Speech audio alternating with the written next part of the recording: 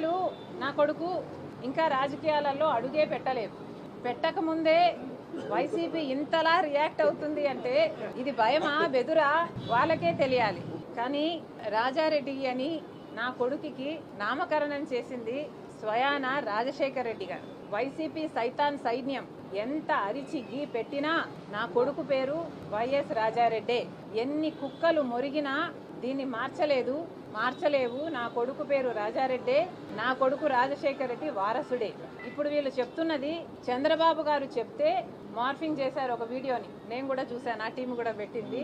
Morph చేసిన వీడియోలో చంద్రబాబు గారు చెప్తే నా కొడుకు రాజకీయాలలో వస్తాడు అని నేను చెప్పినట్టు కష్టపడి మార్ఫింగ్ చేశారు. చూస్తే నాకు చాలా నవ్వొచ్చింది. ఇంత కష్టం మీకు అవసరమా అనిపించింది.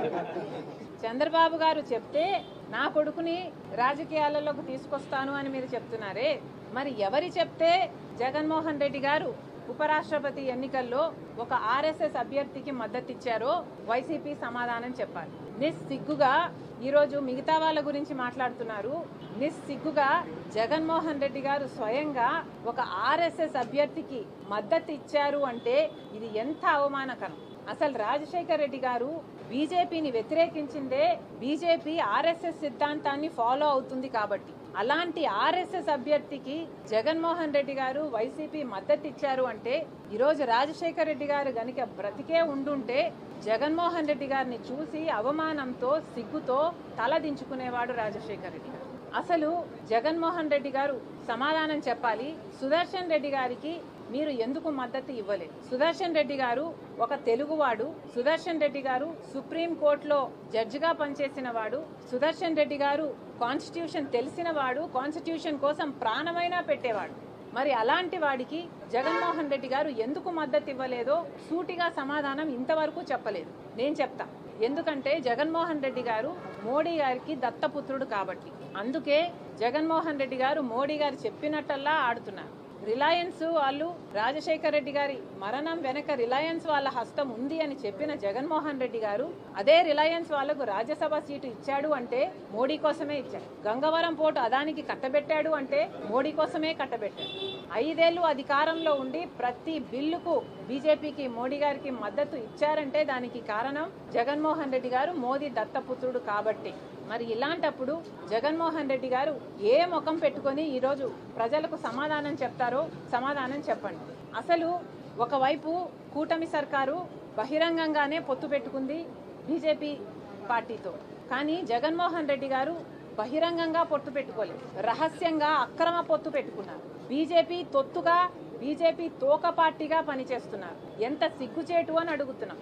ఒక ఆర్ఎస్ఎస్ అభ్యర్థికి రాజశేఖర్ రెడ్డి గారి కొడుకు మద్దతు ఇచ్చాడు అంటే ఇది సిగ్గుమాలిన పని కాదా అని అడుగుతున్నాం. అసలు రాజశేఖర్ రెడ్డి గారి కొడుకుగా వైసీపీకి జగన్మోహన్ రెడ్డి గారికి ఐడియాలజీ అంటూ ఇంకా ఏమైనా మిగులుందా? సమాధానం చెప్పండి. లేక బీజేపీ ఐడియాలజీనే వైసీపీ ఐడియాలజీనా? ఆర్ఎస్ఎస్ ఐడియాలజీనే వైసీపీ ఐడియాలజీనా? మోడీ గారే మీకు పరమ తండ్ర? ఎందుకు ఇలా వ్యవహరిస్తున్నారు? జగన్మోహన్ రెడ్డి గారు సమాధానం చెప్పాలి. అసలు కూటమి మద్దతు ఇచ్చింది అంటేనే విచిత్రం. ఎందుకంటే తెలుగుదేశం పార్టీ అని పెట్టి పేరు పెట్టుకున్న వాళ్ళు తెలుగువాడు నిలబడితే దాన్ని బేఖాతురు చేశారు. అలాంటిది వైసీపీ రాజశేఖర్ రెడ్డి గారు అంతగా వ్యతిరేకించిన బీజేపీని, ఆర్ఎస్ఎస్ని అలాంటి వాడికి మద్దతు ఇచ్చారు అంటే ఇక మీకు ఐడియాలజీ ఎక్కడ మిగిలింది? మీ పార్టీకి ఒక అజెండా, ఒక జెండా అంటూ ఎక్కడ మిగిలింది? జగన్మోహన్ రెడ్డి గారు సమాధానం చెప్పాలి. అసలు జగన్మోహన్ రెడ్డి గారు చేస్తున్నది రాజకీయ వ్యభిచారం కాదా? ప్రజలను ఎందుకు మభ్యపెడుతున్నారు? మీరు కూడా అక్రమ పొత్తు పెట్టుకొని అదే బీజేపీ కూటమిలో చేరిపోలేదా? మీరు కూటమిలోనే ఉన్నారు. ఈరోజు మీకు అర్థమవుతుందో లేదో కానీ ప్రజలకు మాత్రం అర్థమవుతుంది. ఈరోజు బీజేపీలో ఒక తెలుగుదేశం, ఒక జనసేన మాత్రమే లేదు. కూటమిలో బీజేపీతో పాటు వైసీపీ కూడా ఉంది. కూటమిలో అఫీషియల్ గా వైసీపీ కూడా చేరిపోయింది. మరి ప్రజలను ఎందుకు మభ్యపెడుతున్నారో జనాలకు సమాధానం చెప్పాలి జగన్మోహన్ రెడ్డి గారు. నిజంగా మీకు దమ్ముంటే అవును మేము బీజేపీకి తోక పార్టీయే, తొత్తు పార్టీయే అని జగన్మోహన్ రెడ్డి గారు ఒప్పుకోవాలి. లేదు ఒప్పుకోలేను, నాకు ఆ ధైర్యం లేదు అంటే జగన్మోహన్ రెడ్డి గారు చేతి మీద బీజేపీ అని పచ్చబొట్టు వేయించుకోండి. అప్పుడు మీరు చెప్పకపోయినా మీరు చేయెత్తితే చాలు మీరు బీజేపీలో చేరిపోయారు అని ప్రజలకు క్లారిటీ అయినా ఉంటుంది.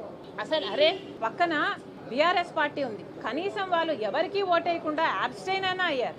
ఆ మాత్రం ఇంగితం కూడా లేకపోయింది వైసీపీకి. రాజశేఖర రెడ్డి గారి కొడుకు అయ్యుండి ఆర్ఎస్ఎస్ అభ్యర్థికి మద్దతు ఇచ్చారు అంటే ఎంత సిగ్గుచేటు. చరిత్రలో రాజశేఖర రెడ్డి గారి ఛాతిలో కత్తితో పొడిచిన వాళ్ళగా మిగిలిపోతారు జగన్మోహన్ రెడ్డి గారు.